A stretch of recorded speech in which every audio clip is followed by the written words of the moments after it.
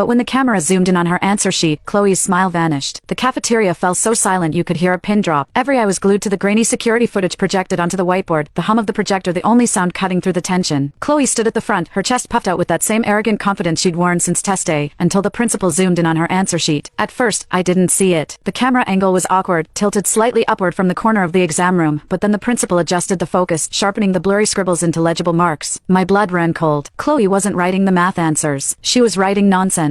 Page after page of her test booklet was filled with looping, unintelligible scrawls, curves and lines that looked more like a toddler's doodles than algebraic solutions. There were no numbers, no variables, no equations. Just chaos. The calculus problem she'd bragged about acing, her sheet for that section was blank except for a single red smudge, like she'd pressed her mushroom-stained finger against the paper. Chloe's face drained of color. Her mouth opened and closed, but no words came out. The students around her murmured, confused at first, then horrified as the truth sank in. "What is that?" someone whispered. "Is that a joke?" another asked, but their voices lacked any humor. They'd handed over their life savings, allowance money, birthday cash, money they'd scraped together from part-time jobs flipping burgers and babysitting, for a batch of poisonous mushrooms, all because Chloe had sworn they worked. I don't understand," Chloe stammered, her voice cracking. She reached for the principal's tablet, but he stepped back, holding it out of her reach. "That's not my test. That's a mistake. I wrote the answers. I saw them. I swear I saw them floating above the desk." The principal's expression was grim. "Ms. Carter, I have footage of you in that exam room for 3 hours. You spent the first 40 minutes staring at the ceiling like it held the secrets of the universe, then you started scribbling those marks. You didn't even glance at the questions half the time." He paused, his gaze sweeping over the crowd of students who'd followed Chloe's lead. "And for the rest of you, you claim you saw answers too? Let's pull your sheets up then." One by one, the principal called up the test papers of Chloe's mushroom squad. The results were the same. Nonsense scribbles. Blank pages. A few students had written down random numbers, ones that didn't match any of the multiple choice options. One girl had filled her entire booklet with the word mushroom repeated over and over again. The cafeteria erupted into chaos. "You lied to us," a boy screamed, charging at Chloe. Security guards grabbed him before he could reach her, but his words hung in the air, heavy and venomous. "I gave you $500. My mom is going to kill me. I skipped my chemistry final to buy those mushrooms," a girl sobbed, her face buried in her hands. "I'm going to fail senior year." Chloe tried to defend herself, her voice rising above the din. "I didn't lie. The mushrooms worked for me. I saw the answers. I know I did." But no one was listening. The students who'd missed out on the mushroom craze were jeering, pointing, and laughing, while those who'd bought in were either crying or screaming threats. I stood in the back, watching it all unfold, a cold, hollow feeling in my chest. This wasn't how I'd planned it. I'd wanted Chloe to eat the mushrooms, to either end up in the ER or flop the test, to learn that shortcuts don't work. I'd wanted her to face the consequences of her own greed and stupidity, not drag half the senior class down with her. And I certainly hadn't expected the mushrooms to cause hallucinations this severe, hallucinations that made her think she was writing correct answers when she was actually scribbling gibberish. Amanita muscaria isn't just a hallucinogen. It's a deliriant. The people who eat it don't just see things, they lose touch with reality entirely. They can't distinguish between what's